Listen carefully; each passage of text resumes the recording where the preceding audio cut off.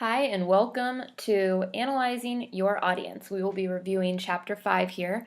For my SBC 1603 students, there's a hint right here at the very top. To do well on this quiz, review the questions, answers, and explanations from page 67 of your textbook, and also review the following notes. But page 67 is especially important. So starting out, remember to plan your speech so that it appeals to your particular audience. And as I've mentioned before, you can do a very informal survey by talking to some of your group members or class members to ask them what kinds of things they're interested in or find out a little bit about their backgrounds to kind of narrow down some speech topics you might be considering. Be aware of situational information, which is audience size, voluntary or required audience. Keep in mind, they might be required to be there, or they might be there because they want to be there. So those are some things to keep in mind as you're planning your speech. Are they homogeneous? Do they all have the same opinions? Are they heterogeneous? They have different opinions. What are their values, their beliefs, familiarity with the topic, familiarity with you as a speaker? What are their expectations? And also keep in mind that other speakers may be presenting. So think about what types of topics they're going to be talking about. So you might want to fall in line with that. Be aware of the demographic information like age, gender, marital status, education, college major, economic status, occupation, political beliefs, religious beliefs, cultural background, and group identification. Knowing the demographic and situational information about your audience will help you to be aware of your interests, what type of language, vocabulary, and relevant examples to use, and also you'll be able to understand your audience members' frames of reference and identify ways that you can better communicate with them. So it's really important to know who your audience members are while you are preparing your speech. That's why analyzing your audience is the very first step in preparing your speech. So we have psychological information here. The following four are all related. It's important to know where your audience stands in terms of their frame of reference.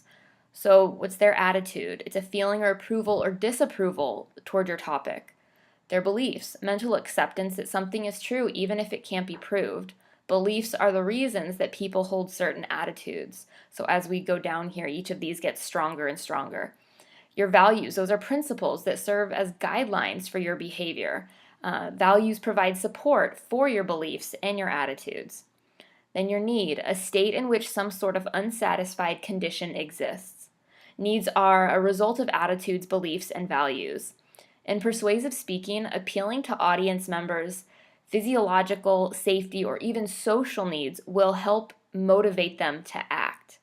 And if you want more information about that, see Maslow's hierarchy of needs.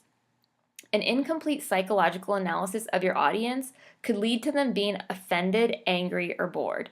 So if they're still trying to satisfy some of their basic needs, you don't want to talk to them about self-actualization. That's way too far up Maslow's hierarchy of needs for people who are actually at the bottom level still. So come up with a topic that they can relate to at that need level. Audience type determines how receptive they'll be to your message. Here's what type of delivery and supporting material you should use with each. Now, if you have a friendly audience, you should smile, make jokes, and use personal experiences. If you have a neutral audience, be confident, use facts, use expert opinion, and avoid humor. If you have an uninterested audience, be entertaining, use large gestures, use humor, cartoons, and startling statistics. If you have a hostile audience, be calm, speak slowly, and use objective data.